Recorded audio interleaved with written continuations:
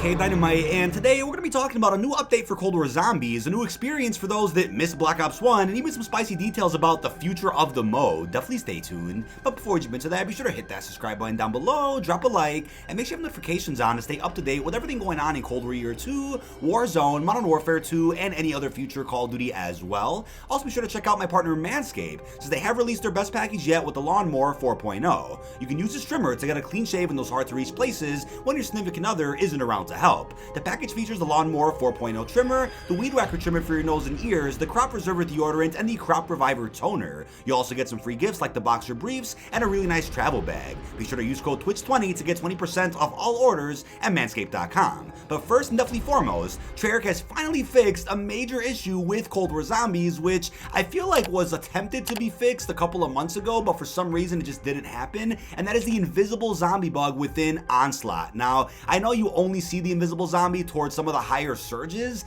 but he would pop up for me in both regular Onslaught and even Onslaught Containment. We have Andrew Hoyt, who works over at Treyarch, who did confirm that it's finally fixed with the recent hotfix. And the reason I mentioned that it was meant to be fixed a little while back is because I believe it was the patch which included Jungle, or the patch before that for Cold War Year 2, which was said to have fixed the invisible zombie bug, but upon trying zombies after that patch went out, we noticed that the bug just wasn't fixed. And I'm not sure what happened there. Maybe they thought they fixed it and it was more complicated than they originally thought, but now it is finally gone and Onslaught is as smooth as ever on any platform of your choice. But you can obviously tell in the background I'm playing on keyboard and mouse here on Onslaught. It's actually my first time playing Onslaught on PC altogether. I'll still be playing on controller primarily for multiplayer and Warzone, but I don't mind using keyboard and mouse for zombies, right? It's definitely a fun experience. And don't forget, for the remainder of Year 2, we're still expecting all the other Onslaught LTMs that were released exclusively on PlayStation during Year 1 to make a release on all platforms. For those out there that missed out on the experiences, that missed out on the free camels you can earn, or the blueprints I should say, while playing those LTMs,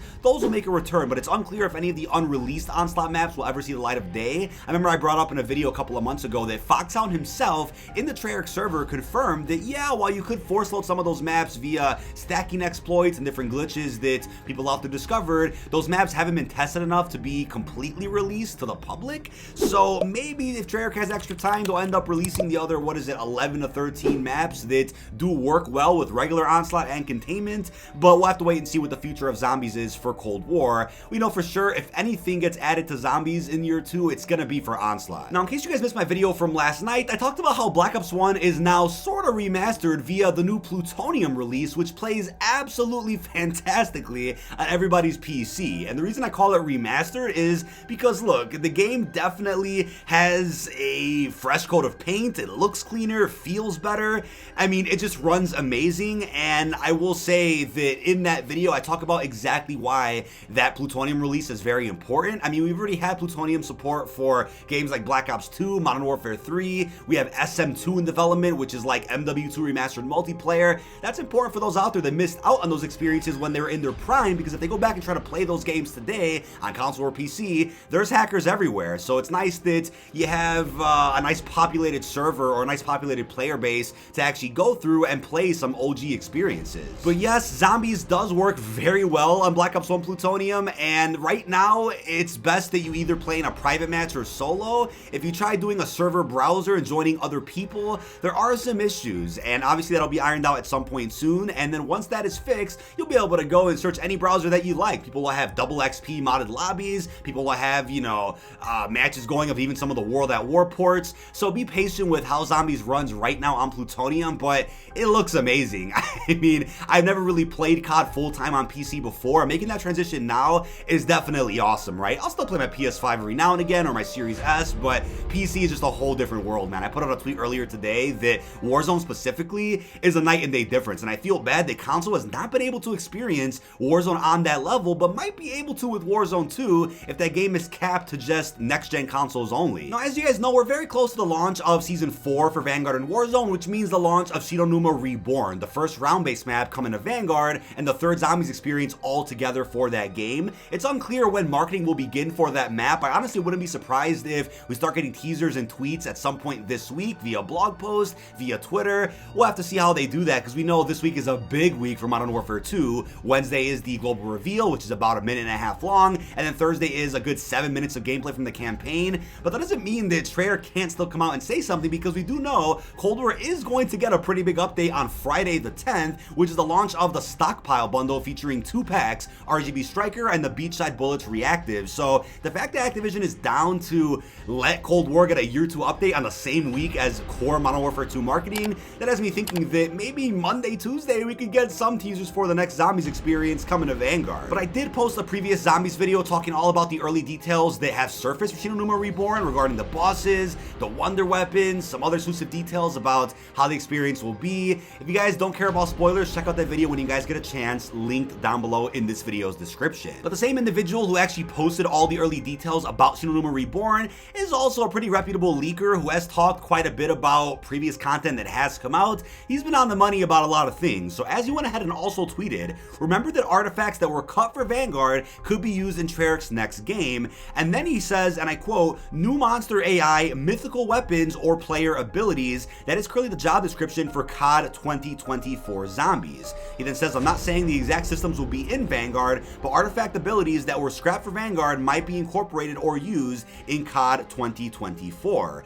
And that's the thing, right? We were promised that we'd get new artifacts in Vanguard Zombies that weren't just the same field upgrades from Cold War, but clearly because of how Vanguard has flopped, not just the zombies, but the game altogether, and also because of time constraints on Treyarch's end, they really only have time to bring over material and content that they may have already introduced in Cold War, but they're still kind of making it from the ground up to work with the Modern Warfare engine. So that's also gonna take a little bit of time away from Treyarch in terms of the development on their next game. So they're like, you know what, instead of wasting time bringing out all this new shit for a game that nobody cares about, let's just bring in what we can to wrap up the zombies life cycle for Vanguard and then go full force into the next Black Ops game. Now we then got a quote tweet from the man, the myth, the legend, Kevin Drew, who said, and I quote, "We have big plans for zombies and want to grow the team to realize them. There are several design positions open at a range of experience level, so it's a great time to apply if you are interested." And I'm glad that he brought up zombies because there's people out there who probably believe for some reason that zombies is quote unquote dead, isn't going to come back because of the failures of Vanguard.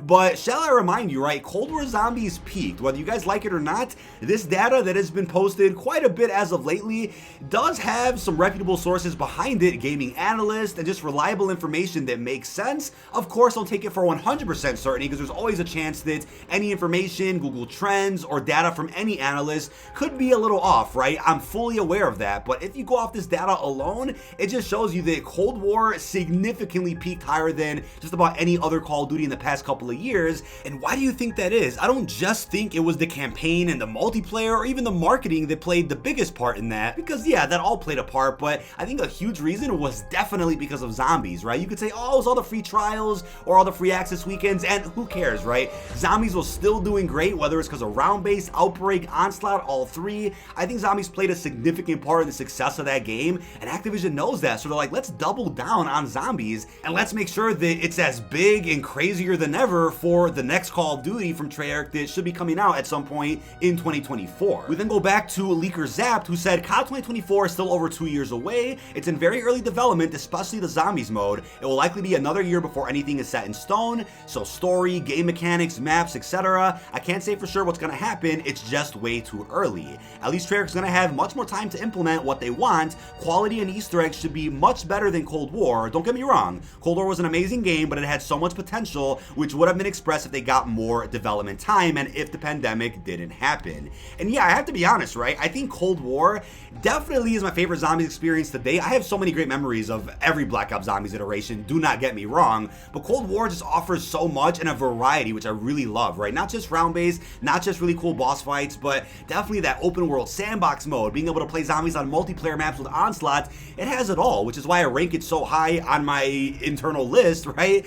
But I certainly believe that if they had just an extra year to work on Cold War, you would have saw the game be even better. I'm not just talking about the quality of the main quest, but you would have definitely saw more round-based maps. You would have saw even more new features introduced that would have innovated the mode as much as possible. That's why I'm impressed with how good Cold War is, considering how little time they had to make it. It still is a banger game. That's why I always say, imagine if they have a full 3-4 years to make a zombies mode. Holy crap, how crazy would that be? But like any Call of Duty, Cold War of course has flaws. There's things I would say could have been done better in Cold War, but you know what? I cut them some slack just because of the pandemic and just because it wasn't even Treyarch's game to begin with, it was Sledgehammer's, and that's why I give them even more slack for Vanguard Zombies, because that also isn't their game at all. Sledgehammer was only able able to pump out a campaign in multiplayer, but zombies in ranked, nope, they had to go to Treyarch. So that's why I'm not really bashing down on Treyarch about anything. I'm not really criticizing too much about what they've accomplished, but I certainly will hold them to a much higher standard for the next Black Ops game, which will end up having multiple years of development put into it in comparison to Cold War and Vanguard, which just didn't. Zap then said, Treyarch has a very good zombies team. As long as nothing unexpected happens, this is going to be one of the best, if not the best, zombies experiences, core classic round-based style, while trying out quote-unquote new things, doing what everybody knows and loves, while also innovating and creating new modes. And that's what Cold War to me really tried to do, and they accomplished that for sure with little time they had, but I can't even imagine how crazier they can go with zombies if they have even more years of development. So I certainly believe round-based is never going anywhere. They'll always tackle round-based and hopefully at least provide 6-ish round-based maps per Black Ops game. I mean, if Black Ops 2024 gets 2 years of support like Modern Warfare 2 is about to get, then I don't see why we can't have maybe 10 round-based maps, something on par with Black Ops 3 or 4, for sure if they have the time. But I think while they do that, they'll also try to perfect the Outbreak sandbox type mode, which I think Vanguard put a stain on, because Vanguard's trying to be this hybrid of round-based and Outbreak, and that could also work if they have time, but I think Outbreak specifically on its own 2 feet could be crazy with the right amount of development time, to where you're not warping to regions, but instead you have one massive open world map that you can just drive around through and go to do different objectives on. And of course, bring back Onslaught. That's such a simple mode, just being able to play basic survival on multiplayer maps. Please bring that back, because that's awesome for camo grinding and just for some casual gameplay without the need of any quest. Now Zap then said, fun fact about Cold War, there was supposed to be Firebase Z at launch, 1 extra round-based map, 1 map in between Outbreak and Mauer supposedly, but Treyarch got screwed on time. And you know what, I'm not sure exactly how accurate that is. It's been a rumor for years now that apparently at launch of Cold War, we were going to see Die Machina and Firebase, but I think people out there that data mine Cold War Zombies pre-launch saw references to Firebase and just assumed there was going to be a launch map. I personally always believe it was going to be a map for the DLC season, because as you know, that was originally scheduled for Season 2, but ended up being done early and got dropped during Season 1 Reloaded. And what's crazy about that is that Season 2 then had Outbreak, and that was only, what, a couple weeks after Firebase came out, so we essentially got DLC 1 and 2, like, back-to-back within a couple of weeks, right, like a 3-week span, and that's why I felt like there was a big gap between Outbreak and Modern Towin, which was, what, 6 months? So I get why it looked weird and why you would assume there could have been an extra round-based map in between Outbreak and Mauer, and there probably was going to be if they had the extra time, but they just didn't have enough time to wrap up the Cold War Zombies DLC season and then jump right into Vanguard Zombies, which also came out literally a couple of weeks after Forsaken, so you can see why Treyarch had their hands full 100%. But this brings me back to a point that I've made several times, and that is that Activision is certainly interested in continuing Zombies, right? I think if it wasn't for Cold War's success, you probably would have saw Zombies die down a little bit. Treyarch's focus might have been put elsewhere, but I think Activision really saw how powerful and popular Zombies could become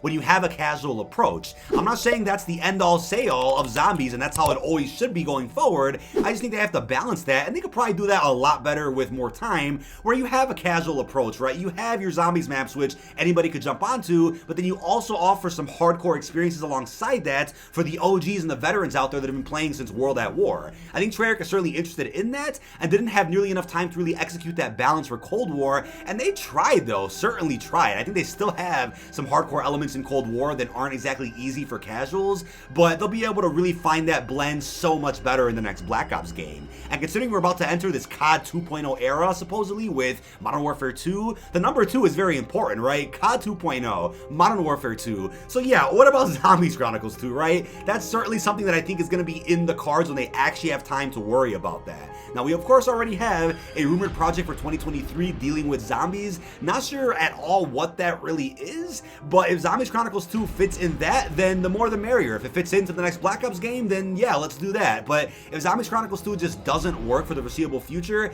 I don't care. I'm completely on board with just new experiences, and I'm excited for actual new maps and new storyline. But if you want to dwindle on the past a little bit and bring back some fan favorites and have that make sense with the direction of the mode right now, then let's do it. I'm down for anything, but I think the thing I'm most down for is just Treyarch having the most time possible to pump out the best experience to date. But that is about it. This has been dkdynamite. Leave our thoughts down below in the comment section. What are your thoughts on our long-awaited update in Cold War Zombies fixing the invisible zombie glitch? Also, what are your thoughts on Black Ops 1 Plutonium zombies? And also, what are your thoughts on the spicy details about the future of the mode according to reputable people out there on Twitter? Really hope you've enjoyed, and peace out, everybody.